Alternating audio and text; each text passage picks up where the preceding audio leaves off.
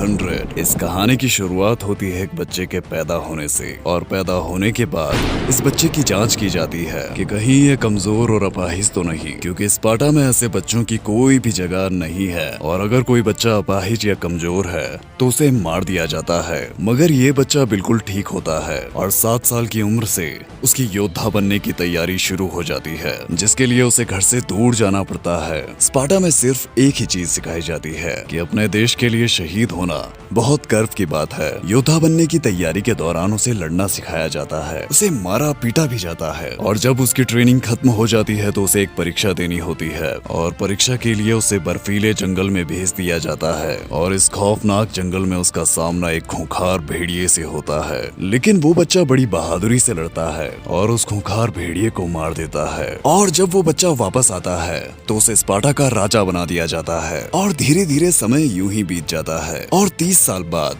हम न्यूनाइडस को देखते हैं, जो कि वही बच्चा था जिसे अब राजा बना दिया गया है। राजा न्यूनाइडस के पास फारस से एक दूत आता है, और इस दूत के राजा का नाम ज़ग्जीस होता है, जिसके पास एक बहुत बड़ी सेना है। न्यूनाइडस कहता है, बताइए कि मैं आपके लिए क्या कर सकता हूँ। तो वो दूत कहता है, हमें आपसे आपकी जमीन और पानी चाहिए। और उस दूत ने अपने साथ राजाओं के कटे हुए सर भी लाए थे ताकि वो न्यूनाइडस को डरा सके, लेकिन न्यूनाइडस डरता नहीं है और वो उस दूत से कहता है, हम तुम्हें अपनी जमीन और पानी नहीं देंगे। और यहाँ पर वो दूत लियोनाइडस और उसकी पत्नी का अपमान करता है, इसीलिए लियोनाइडस उसे और उसके साथियों को मार देता है। लेकिन लियोनाइडस ये जानता है कि फारस की एक बहुत बड़ी सेना इन पर हमला करने वाली है, जिसमें लाखों की तादाद में सिपाही और सैनिक हैं। इससे पहले कि वो इन पर हमला करे, लियोनाइडस उन पर हमला करना चाहता है, लेकिन ये फैसला लियोनाइडस नहीं ले सकता, जबकि वो राजा है। लेकिन स्पार्टा के रीति रिवाज कुछ और है। अगर उसे युद्ध करना है तो पहले उसे ऑरिकल्स के पास जाना होगा। अगर ऑरिकल्स कहेंगे कि हाँ, स्पार्टा युद्ध करेगा, सिर्फ तभी ये लोग युद्ध में जा सकते हैं। ऑरिकल्स कुछ ऐसी लड़कियां होती है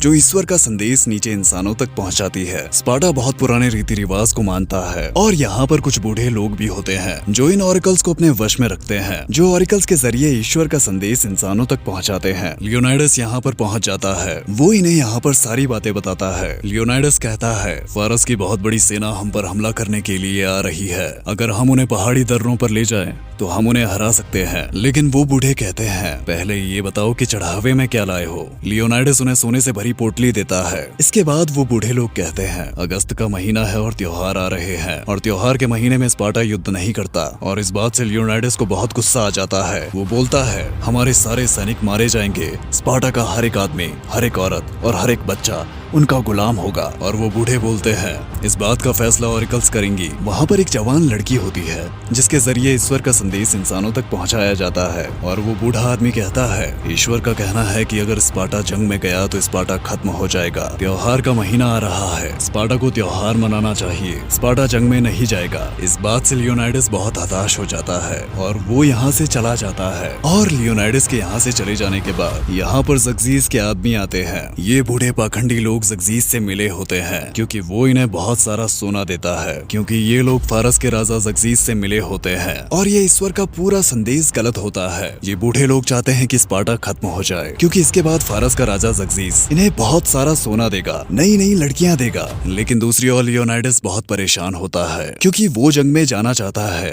वो स्पार्टा को बचाना चाहता है। तभी उसकी रानी बोलती है, राजा आप परेशान क्यों है? तो लियोनाइडस कहता है, मैं स्पार्टा को खत्म होते हुए नहीं देख सकता। तो उसकी रानी कहती है, आप सारे रिश्तों को भूल जाइए, आप भूल जाइए कि आप राजा हैं। ये मान लीजिए कि आप एक आजाद इंसान है, और ऐसे कठिन समय में एक आजाद इंसान क्या कर सकता है, सिर्फ वही करिए। और अगले दिन लियोनाइडस 300 लोगों को बुलाता है, और ये स्पार्टा के सबसे बहादुर सैनिक होते हैं। और ये 300 लोग तय करते हैं कि ये ज़ग्जीस की लाखों की सेना का सामना करेंगे, जबकि ये सैनिक ये जानते हैं कि वहाँ पर इनकी मौत पक्की है। लेकिन स्पार्टा को बचाने के लिए इन्हें ये करना होगा। जब ये जा रहे होते हैं तभी यहाँ पर राज्य के कुछ संसद आ जाते हैं। वो बोलते हैं, ऑरिकल्स ने ईश्वर का संदेश आपको पहले ही बता दिया है कि आप अपने सैनिकों के साथ जंग में नहीं जा सकते। लेकिन लियोनाइडस कहता है, मैं जंग में नहीं जा रहा, मैं घूमने जा रहा हूँ और ये 300 सिपाही मेरे अंगरक्षक हैं। और इन्हीं सांसदों में एक सांसद ज़ग्जीस से मिला होता है और इसी ने ऑरिकल्स के पुजारी को खरीदा था, क्योंकि ये चाहता है कि स्पार्टा युद्ध में हार जाए ताकि पूरा स्पार्टा इसके कब्जे में आ जाए। लेकिन जब लियोनाइडस ये कहता है कि वो जंग पे नहीं बल्कि घूमने जा रहा है, तो इसकी पूरी चाल खराब हो जाती है और इसके बाद लियोनाइडस अपनी सेना के साथ यहाँ से चला जाता है। लेकिन तभी हम देखते हैं इनका पीछा एक आदमी कर रहा होता है। ये आदमी कुबड़ा होता है और इस आदमी के पास एक भाला और ढाल होती है। लियोनाइडस की सेना धीरे धीरे चलती जा रही होती है और इनके रास्ते में एक गांव पड़ता है और इस पूरे गांव में तबाही का मंजर होता है। किसी ने इस पूरे गांव को जला दिया होता है और ये देखकर लियोनाइडस को बहुत गुस्सा आता है। और तभी वहाँ पर एक बच्चा आता है जिसकी हालात बहुत बुरी होती है। वो बच्चा बोलता है,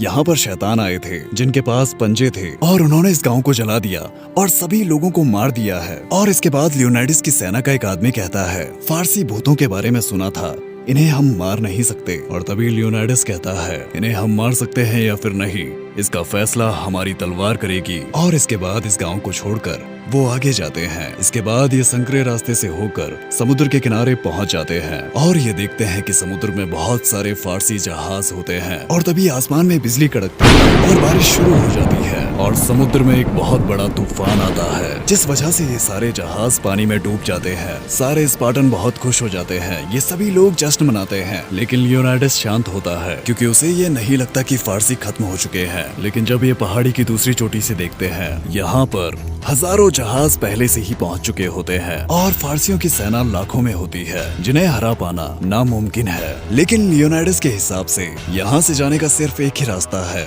और जिसे नर्क द्वार कहा जाता है। और ये रास्ता बहुत ही संकरा यानी कि पतला है और फारसी इन पर एक साथ हमला नहीं कर सकते क्योंकि ये रास्ता बहुत पतला है। इसी वजह से उन्हें थोड़ा थोड़ा करके आना होगा। और इसके बाद राजा लियोनाइडस अपने सेनापति से पूछते हैं, हमारे पीछे आने का कोई और रास्ता है? सेनापति कहता है, नहीं, ऐसा कोई रास्ता नहीं है। तभी वहाँ पर एक कुबड़ा आ जाता है। वो कहता है, राजा साहब, पश्चिम की चट्टानों से एक रास्ता है, वो चरवाहों का रास्ता है। अगर फारसियों की सेना वहाँ से आ जाए तो वो हमें चारों ओर से घेर लेंगे। ये वही कुबड़ा इंसान होता है जो पूरे रास्ते इनका पीछा कर रहा होता है। मुझे आपकी मदद करनी है, मुझे उनसे लड़ना है, मैं फारसियों को मारना चाहता हूँ। लेकिन उसके शरीर की हालत ऐसी नहीं होती कि उसे युद्ध में ले जाया जा सके। लियोनाइडस कहता है, तुम्हें स्पार्टन योद्धा के कपड़े कहाँ से मिले? तो वो कुबड़ा बोलता है, मेरे पिता एक योद्धा थे और वो स्पार्टन से थे, लेकिन जब मैं पैदा हुआ तो मैं अपंग था और इसी वजह से मेरे परिवार को स्पार्टन छोड़ना पड़ा क्योंकि स्पार्टा में अपंग बच्चों को मार दिया जाता है। वो कुबड़ा बोलता है, राजा साहब, आप मुझे एक मौका दीजिए,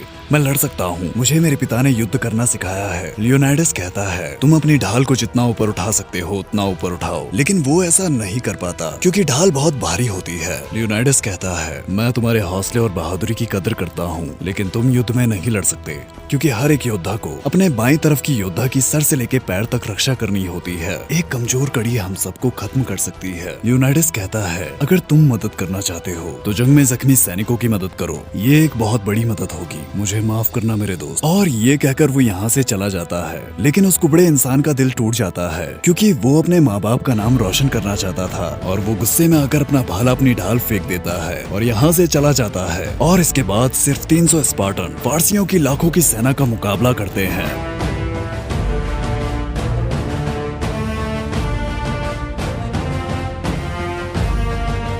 और ये 300 स्पार्टन हजारों लोगों को मार देते हैं। इन 300 स्पार्टन को एक बहुत बड़ी जीत हासिल होती है। और इसके बाद खुद ज़ग्जीस लियोनाइडस से मिलने आता है और ज़ग्जीस कहता है, तुम्हारे सैनिक बहुत बहादुर हैं और तुम एक देवता के सामने खड़े होकर भी बेखौफ हो, लेकिन मैं तुम्हें एक मौका देता हूँ। लियोनाइडस कहता है, तुम्हारे पास गुलाम ज्यादा है और सैनिक कम, और बहुत जल्द इन्हें तुम्हारे हंटर से ज्यादा हमारी तलवार से डर लगेगा। ज़ग्जीस कहता है, ये हमारे हंटर से नहीं बल्कि हमारी रूहानी ताकत से डरते हैं। मैं एक मेहरबान देवता हूँ, मैं तुम्हें पूरे यूनान का जंगी सरदार बना दूंगा, बस तुम्हें मेरे सामने घुटने टेकने होंगे। लियोनाइडस कहता है, घुटने टेकने का तो सवाल ही पैदा नहीं होता। ज़ग्जीस उसे डराने की कोशिश करता है लेकिन वो उसकी बातों से नहीं डरता और यहाँ से चला जाता है। और इसके बाद ज़ग्जीस अपनी सबसे ताकतवर सेना को इनसे लड़ने के लिए भेज देता है और ये इंसान नहीं होते और 300 स्पार्टन इनका मुकाबला करते हैं और इस सेना में एक बहुत बड़ा शैतान होता है, मगर लियोनाइडस उस शैतान को मार देता है।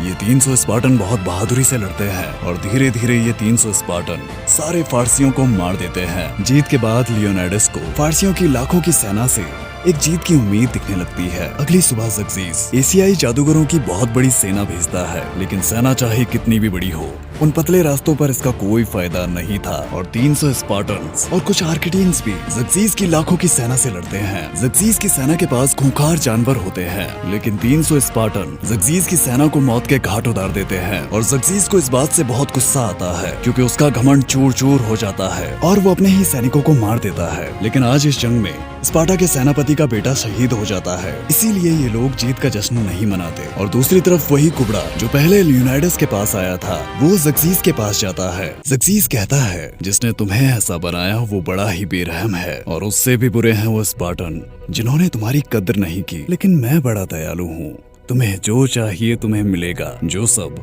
तुमने अपने सपने में भी नहीं सोचा होगा। लेकिन तुम मुझे रास्ता बताओ जहाँ से हम स्पार्टन को चारों ओर से घेर लें। वो कुबड़ा कहता है हाँ मुझे लड़कियाँ चाहिए, मुझे दौलत भी चाहिए, मगर मुझे एक वर्दी भी चाहिए। ज़र्क्सीस बोलता है तुम्हें जो चाहिए तुम्हें मिलेगा। और दूसरी तरफ लियोनाइडस की बीवी यानी कि स्पार्टा की रानी ये कोशिश कर रही होती है कि किसी तरह लियोनाइडस तक स्पार्टा की फौज भेजी जा सके, लेकिन सांसद को राजी करना इतना भी आसान नहीं था और सारे सांसद रानी की बात नहीं मान रहे होते। और इन्हीं सांसदों में एक आदमी होता है जो कि ज़र्क्सीस से मिला होता है और वो ये बिल्कुल भी नहीं चाहता कि स्पार्टा की फौज उन 300 सैनिकों की मदद करने जाए। और रात को रानी उस सांसद से मिलने जाती है। रानी बोलती है मुझे तुम्हारे वोट की जरूरत है, अगर आप वोट देंगे तो स्पार्टा की सेना उन 300 लोगों की मदद करने जाएगी। तो वो आदमी कहता है इससे मुझे क्या फायदा होगा। रानी बोलती है कि वो आपके राजा है, इसीलिए रानी उससे पूछती है तुम्हें क्या चाहिए। वो कहता है तुम जानती हो कि मुझे क्या चाहिए। असल में रानी पर उसकी गंदी नजर होती है। वो कहता है अगर तुम चाहती हो कि स्पार्टा की सेना उन 300 लोगों की मदद करने जाए तो तुम्हें वो करना होगा जो मैं चाहता हूँ। और रानी उसकी बात मान जाती है। अगली सुबह संसद होती है, लेकिन यहाँ पर वो आदमी अपनी बात से मुकर जाता है और रानी पर झूठे आरोप लगाने लगता है। और इस बात से रानी को बहुत गुस्सा आ जाता है। वो उसे चाकू से मार डालती है और जब वो मर जाता है तो उसके कपड़ों से सोने के सिक्के निकलते हैं और ये सोने के सिक्के ज़र्क्सीस के होते हैं। ये सारे सांसद जान जाते हैं कि ये ज़र्क्सीस के साथ मिला हुआ था। रानी यहाँ से चली जाती है और दूसरी ओर वो अपाहिज इंसान ज़र्क्सीस के लोगों को रास्ता दिखा रहा होता है ताकि ज़र्क्सीस स्पार्टन को चारों ओर से घेर ले। और जैसे ही ज़र्क्सीस इनकी ओर आ रहा होता है और तभी ये बात आर्केडियंस को पता चल जाती है। वो भागकर लियोनाइडस के पास आते हैं और कहते हैं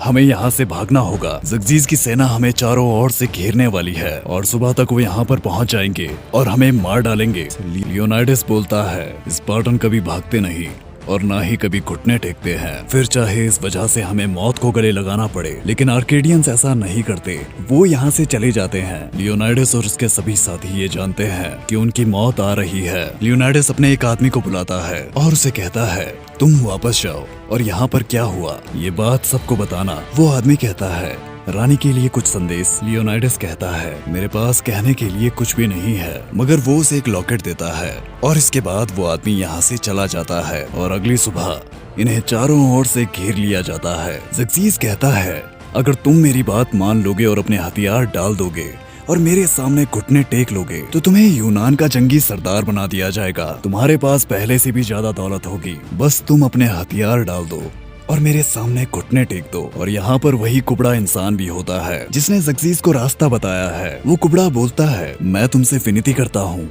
तुम इनकी बात मान लो और अपने साथियों की जान बचा लो। लियोनाइडस को वो सर्दी की रात याद आती है जब उसने खूंखार भेड़िए का मुकाबला किया था और उसे मार डाला था। लियोनाइडस अपना कवच उतार देता है और अपनी ढाल फेंक देता है और उस कुबड़े इंसान को कहता है तुम्हारी उम्र बहुत लंबी हो मेरे भाई, और अपना भाला भी फेंक देता है। और इसके बाद वो अपने घुटनों के बल बैठ जाता है। उसे अपनी पत्नी की बहुत याद आती है जिससे वो बहुत प्यार करता है। और इसके बाद वो अपने आदमी को आवाज लगाता है और उसका आदमी उस पर पैर रखकर ज़र्क्सीस के आदमी को मौत के घाट उतार देता है। और इसके बाद लियोनाइडस अपना भाला उठाता है और पूरी ताकत के साथ वो ज़र्क्सीस की तरफ उसे फेंकता है और वो भाला ज़र्क्सीस का गाल छूकर निकल जाता है। ज़र्क्सीस के गाल से खून आने लगता है और इसके बाद ज़र्क्सीस की लाखों की सेना के बीच में 300 स्पार्टन उनका जमकर मुकाबला करते हैं और यूनान के लिए ये स्पार्टन शहीद हो जाते हैं। और दूसरी तरफ वो आदमी घर पहुंच जाता है। वो रानी को लियोनाइडस का लॉकेट देता है और रानी समझ जाती है कि राजा लियोनाइडस अब इस दुनिया में नहीं रहे।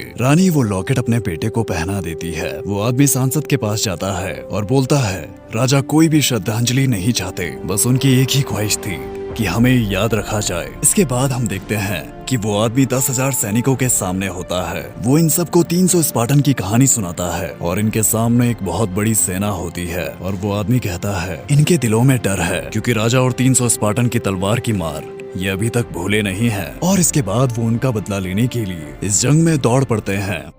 एक योद्धा वो नहीं होता जिसके पास सोने की तलवार होती है और ना ही वो जिसके पास सोने का कवच होता है। योद्धा तो वो होता है जिसके पास हथियार ना भी हो फिर भी वो लाखों की सेना से लड़ने के लिए तैयार हो, जो अपने लोगों को बचाने के लिए लड़ता है। वो है योद्धा। आई होप कि तुम्हें वीडियो पसंद आई होगी। अगर आई है तो वीडियो को लाइक करना मत भूलना और इस चैनल को सब्सक्राइब कर दो क्योंकि इस चैनल पे और भी अमेजिंग वीडियोस आने वाली है। तो मैं नहीं चाहता कि तुम फ्यूचर वाली वीडियो मिस कर जाओ और मेरे व्यूज कम हो जाए क्योंकि पहले से ही बहुत कम है। और आने वाले समय में इसमें बहुत सारी अमेजिंग मूवीज आने वाली है, जैसे हॉरर मूवीज, साईफाई मूवीज और एडवेंचर मूवीज।